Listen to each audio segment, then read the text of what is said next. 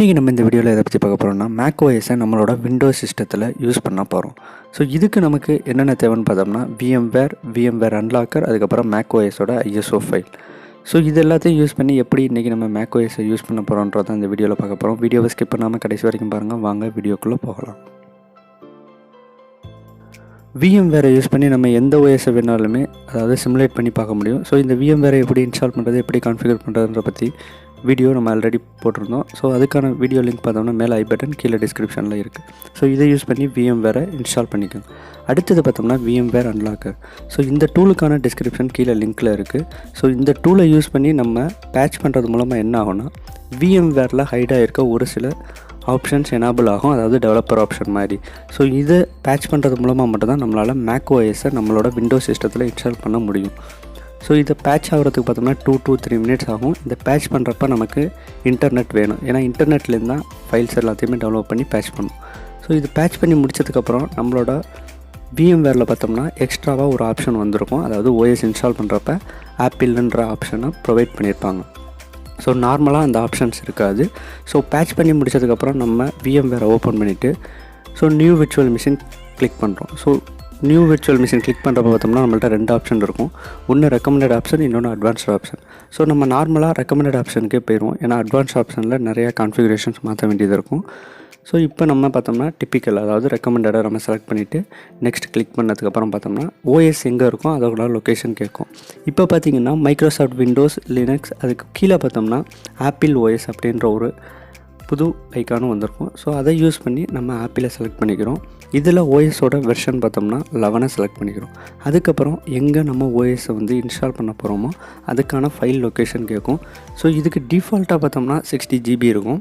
So உங்கள்கிட்ட location அதிகமாக இருந்துச்சு, அதாவது ஸ்டோரேஜ் ஸ்பேஸ் அதிகமாக இருக்குன்னா நீங்கள் 80 GB இல்லை 100 GB எதுக்கு வேணாலுமே போய்க்கலாம். ஸோ எதுக்கு இந்த 80 GB இந்த 100 GB நம்ம அலாட் பண்ணணும்னு பார்த்தோம்னா நம்ம ஓஎஸோட ஃபைல்ஸ், அதுக்கப்புறம் ஓஎஸ் இன்ஸ்டாலேஷன், அதுக்கப்புறம் ஓஎஸில் யூஸ் பண்ணுற ஃபைல்ஸ், அதாவது மேக் ஓஎஸ்க்குள்ளே வச்சுருக்க ஸ்டோர் பண்ணி வச்சுருக்க ஃபைல்ஸ் எல்லாத்தோட டேட்டா ஸ்டோரேஜ் பார்த்தோம்னா இந்த 100 GBக்குள்ளே இருக்கும். ஸோ இல்லை எனக்கு இப்போதைக்கு இது போதும், ஃபியூச்சரில் நான் அப்கிரேட் பண்ணிக்கிறனாலும் அப்கிரேட் பண்ணிக்கலாம். ஸோ எல்லாம் முடிஞ்சதையும் நம்ம பார்த்தோம்னா ஃபினிஷ் கொடுத்துட்டோம்னா போதும், உங்களோட லெஃப்ட் சைட் கார்னரில் மேக் ஓஎஸ் அப்படின்றது வந்துடும். ஸோ இதை பவர் ஆன் பண்ணுறதுக்கு முன்னாடி ஒரு சில செட்டிங்ஸ், அதாவது டிஃபால்ட்டாக இருக்கிற செட்டிங்ஸ் ஓகேன்னா நீங்கள் டேரெக்டாக பவர் ஆன் பண்ணிடலாம். இல்லை சேஞ்சஸ் பண்ணணும், அதாவது ரேமை இன்க்ரீஸ் பண்ணணும், இல்லை ப்ராசஸர் கவுண்ட்ஸை மாற்றணும், இல்லை நெட்வொர்க் அடாப்டரை சேஞ்ச் பண்ணணுன்னாலும் எதை வேணாலுமே நீங்கள் சேஞ்ச் பண்ணிக்கலாம்.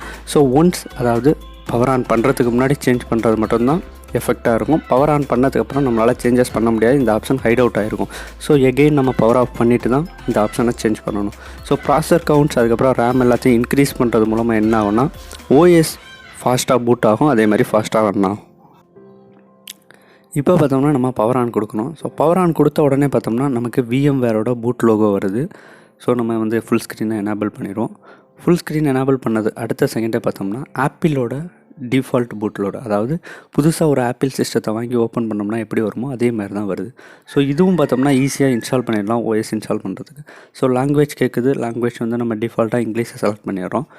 ஸோ இதில் பார்த்தோம்னா நம்மளுக்கு விஎம்வேரோட ஹார்ட் டிஸ்க் சப்போர்ட் பண்ணாது. ஸோ அதை வந்து நம்ம டிஸ்க் யூட்டிலிட்டியில் போய் சேஞ்ச் பண்ணி ஆகணும். ஸோ டிஸ்க் யூட்டிலிட்டிக்கு போயிட்டு டிஸ்க் யூட்டிலிட்டியில் டபுள் கிளிக் பண்ணிவிட்டு கண்டினியூ கொடுத்த உடனே பார்த்தோம்னா நமக்கு என்னென்ன ஹார்ட் டிஸ்க் எல்லாமே இதுக்கு நம்ம அலாட் பண்ணியிருக்கோமோ அது எல்லாமே வரும். ஸோ இதில் பார்த்தோம்னா விஎம்வேரோட விர்ச்சுவல் ஹார்ட் டிஸ்க், அதாவது நம்ம 100 GBக்கு அலாட் பண்ணியிருக்கிறது வந்திருக்கும். இதை நம்ம ஒன்ஸ் இரேஸ் பண்ணுறப்ப பார்த்தோம்னா இதுக்கான நேம் நம்மள்ட்ட கேட்கும். நேம்ன்றதில் நம்ம ஓஎஸ், அதாவது மேக் ஓஎஸ் அப்படின்றத நம்ம டேரெக்டாக டைப் பண்ணிடலாம். ஸோ கீழே இருக்கிற பார்ட்டிஷன் ஃபார்மேட் எதையுமே நம்ம சேஞ்ச் பண்ண தேவையில்ல, டேரெக்டாகவே நம்ம கிரியேட்னு கொடுத்தோம்னா போதும், நமக்கு இந்த 100 GB மேக் ஓஎஸ் இன்ஸ்டால் பண்ணுறதுக்கான ஃபார்மேட்டில் ஆட்டோமேட்டிக்காக இரேஸ் ஆகி நமக்கு க்ரியேட் ஆகி கிடச்சிரும். ஸோ இதுக்கப்புறம் நம்ம நார்மலாக ஓஎஸ் இன்ஸ்டால் பண்ண ஆரம்பிச்சிடலாம்.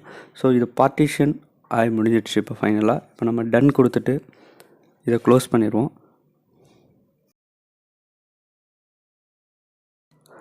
க்ளோஸ் பண்ணதுக்கப்புறம் பார்த்தோம்னா டிஸ்க் யூட்டிலிட்டி விண்டோவையும் க்ளோஸ் பண்ணிவிட்டு ரெக்கவரிக்கு போய்ட்டு எக்ஸிட் கொடுத்து வெளில வந்துடுவோம். இப்போ பார்த்தோம்னா இன்ஸ்டால் மேக் ஓஎஸ் பிக்சர் அப்படின்னு 2வது ஆப்ஷனாக இருக்கதை நம்ம செலக்ட் பண்ணிவிட்டு நம்ம கண்டினியூ கொடுக்குறோம். ஸோ கண்டினியூ கொடுத்தோம்னா பார்த்தோம்னா பிக் ஓஎஸ் சார், அதாவது இது மேக் ஓஎஸ் 11ன்றது வரும். ஸோ இப்போ 11 அக்ரி பண்ணிவிட்டு நம்ம ஏற்கனவே எல்லா OS இன்ஸ்டால் பண்ணுற மாதிரி டிஃபால்ட்டாக அவங்களோட டேர்ம்ஸ் அண்ட் கண்டிஷன்ஸ் எல்லாத்தையுமே அக்ரி பண்ணிடுறோம். ஸோ இப்போ பார்த்தோம்னா இந்த ஹார்ட் டிஸ்க் வந்திருக்கும். அதாவது நம்ம அங்கே ஃபார்மேட் பண்ணதுனால மட்டும்தான் இந்த இடத்துல ஹார்ட் டிஸ்க் காட்டுது. நீங்கள் டிஸ்க் யூட்டிலிட்டியில் ஃபார்மேட் பண்ணலை அப்படின்னா இந்த இடத்துக்கிட்ட அந்த ஹார்ட் டிஸ்க் காட்டாது, எம்டியாக தான் இருக்கும். நம்மளால் OS இன்ஸ்டால் பண்ண முடியாது. இப்போ பார்த்தோம்னா OS இன்ஸ்டால் ஆக ஆரம்பிச்சிடுச்சு. ஸோ இது பார்த்தோம்னா அப்ராக்சிமேட்டாக 15 மினிட்ஸ் நமக்கு ரிமைனிங் டைம் காட்டுது. நான் அதனால் எல்லாத்தையுமே ஃபாஸ்ட் ஃபார்வர்ட் பண்ணிடுறேன். இப்போ பார்த்தோம்னா ஒன்ஸ் இன்ஸ்டால் ஆகிடுச்சு. ஸோ இப்போ அகெயின் ரீஸ்டார்ட் ஆகிட்டு திரும்பி இன்ஸ்டால் ஆக ஆரம்பிக்குது. ஸோ அப் டு பார்த்தோம்னா OS இன்ஸ்டால் பண்ணுறப்போ ஒரு 3லேருந்து 4 வாட்டிக்கிட்ட நம்மளோட சிஸ்டம் ரீஸ்டார்ட் ஆகும். ஸோ அது வரைக்கும் நம்ம வெயிட் பண்ணி ஆகணும். அதே மாதிரி OS இன்ஸ்டால் ஆகிற டைம் பார்த்தோம்னா ஒவ்வொரு சிஸ்டத்தை பொறுத்தது. அதாவது நம்மள்ட்ட HDD இருக்குது, இல்லை SSD இருக்குன்னா அதை பொறுத்து நம்மளோட இன்ஸ்டாலேஷன் டைமும் மாறும். ஸோ அப்ராக்சிமேட்டாக குறைஞ்சது 1 ஹவர்லேருந்து 30 மினிட்ஸ், அதாவது 30 மினிட்ஸ்லேருந்து 1 ஹவர் ஆகும். அது சிஸ்டத்தோட ஸ்பீட், அதுக்கப்புறம் பெர்ஃபார்மன்ஸ் எல்லாத்தையுமே பொறுத்தும் மாறும். ஃபைனலாக பார்த்தோம்னா வெல்கம் விண்டோ ஸ்டார்ட் ஆகி நம்மளோட லாங்குவேஜ், அதுக்கப்புறம் கீபோர்ட் லேஅவுட், அதுக்கப்புறம் மைக்ரேஷன் பண்ணணுமா எல்லாமே கேட்டு முடிஞ்சிச்சு.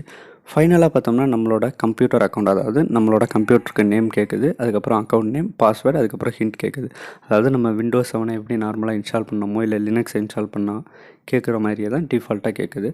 ஸோ இதில் நம்மளுக்கு பிடிச்ச நேமை கொடுத்துட்டு நம்ம பாஸ்வேர்டை கொடுத்து என்ட்ரு பண்ணிக்கலாம். ஸோ பாஸ்வேர்டை வந்து இந்த பாஸ்வேர்டை வச்சு தான் நம்மளால் அப்ளிகேஷன் இன்ஸ்டால் பண்ணுறப்பையோ இல்லை பேக்கேஜை வந்து எக்ஸ்ட்ராக்ட் பண்ணுறப்போ இந்த பாஸ்வேர்டு வந்து பார்த்தோம்னா அட்மினிஸ்ட்ரேட்டர் பாஸ்வேர்டாக இந்த மேக் OSல டிஃபால்ட்டாக கேட்கும். ஸோ அதனால் பாஸ்வேர்டை மறக்காமல் ஞாபகம் வச்சுக்கணும்.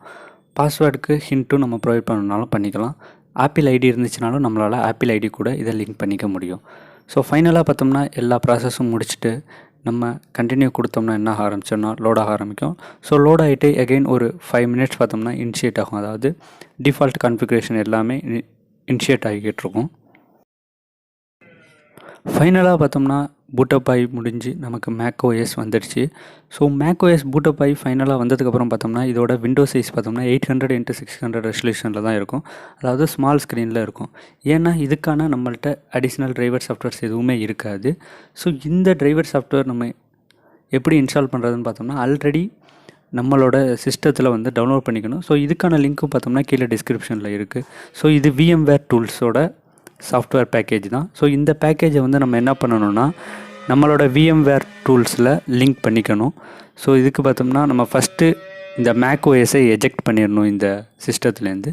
ஸோ நெக்ஸ்ட்டு பார்த்தோம்னா VMன்றதை செலக்ட் பண்ணிவிட்டு ரிமூவபிள் டிவைசஸில் CD-ROMல் போயிட்டு ஸோ ப்ரௌஸ் பண்ணி நம்மளோட Vmware டூல்ஸை செலக்ட் பண்ணிக்கணும். ஸோ Vmware டூல்ஸஸ் நம்ம செலக்ட் பண்ணுறது மூலமாக என்ன ஆகும்னா நம்மளோட டிஸ்பிளே விண்டோஸ் எல்லாமே நார்மலாக வந்துடும். அதுக்கப்புறம் நம்ம ஒரிஜினல் ஆப்பிள் சிஸ்டத்தில் என்னென்ன பண்ணணுமோ எல்லாத்தையுமே இதில் நம்ம பண்ணலாம்.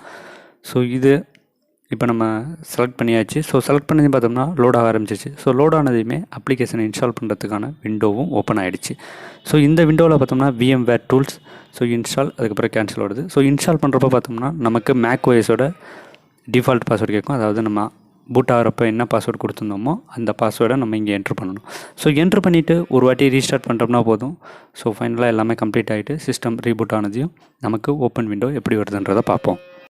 ஸோ Vmware டூல்ஸ் இன்ஸ்டால் ஆகி முடிஞ்சதுக்கப்புறம் ஒன்ஸ் நம்ம சிஸ்டத்தை ரீஸ்டார்ட் பண்ணுறது மூலமாக நம்மளோட சிஸ்டத்தோட ரெசல்யூஷன் பார்த்தோம்னா நார்மல் நம்மளோட ரெசல்யூஷனுக்கு வந்துடும். அதாவது மேக் OSஐ நம்ம யூஸ் பண்ணணும் இல்லை யூட்டிலைஸ் பண்ணணும். ஸோ அதோட யூசர் எப்படி இருக்குது UI எல்லாமே பார்க்கணுன்னா நீங்கள் இதை யூஸ் பண்ணி நீங்கள் இன்ஸ்டால் பண்ணிக்கலாம். ஸோ இந்த ஓவரால் இந்த வீடியோ எப்படி இருந்துச்சுன்றதை கீழே கமெண்ட் செக்ஷனில் கமெண்ட் பண்ணுங்கள். இந்த வீடியோ பிடிச்சிருந்தால் லைக் பண்ணுங்கள், சேனலை மறக்காமல் சப்ஸ்கிரைப் பண்ணுங்கள். இதே மாதிரி வீடியோ அப்டேட்ஸ் வரணும்னா பக்கத்தில் இருக்க பெல் ஐக்கானை ப்ரெஸ் பண்ணிக்கோங்க.